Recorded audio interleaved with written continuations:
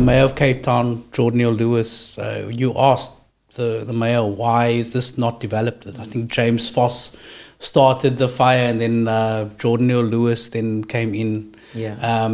And he said that the reason why Woodstock Hospital is not developed, it's because you invaded the land. Woodstock Hospital is not developed because you invaded it. That's why it's not developed. You are the reason it's not developed. Really? I invaded it. Yes, and the people that you supported. Yeah. So, Ax, why did you invade the land? Why did you personally, according to the mayor, invade the land and stop this development that Jordan Lewis was planning to do probably the very next day? So I've been to CGH because there are people who live there, and there are activists and there are comrades who live there. I've seen them, I meet with them, I engage with them. But when the occupation, and that's also important because the language that sometimes politicians use is language that easily criminalizes people. The language to invade is not even in our legislation. So when you talk about evictions and homes, the PI Act, the only time when it talks about illegality is when it speaks to the actions of government, not to the actions of the occupiers. Because the PI Act is called the Prevention of Illegal Eviction. And evictions are conducted mostly by government and private individuals who evict people. So the illegality is normally as an action of government.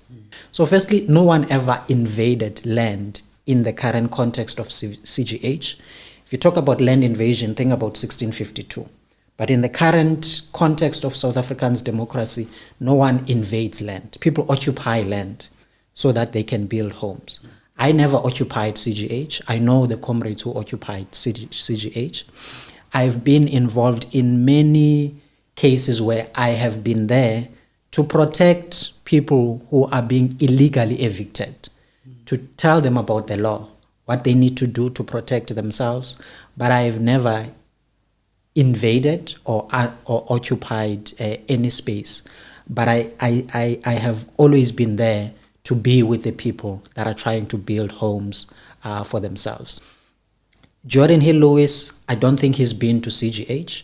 Probably even Carl Popheim, who is the MACO member for Human Settlement, during this so-called public participation process, he promised that he was going to go and engage with the residents there. He's not been there.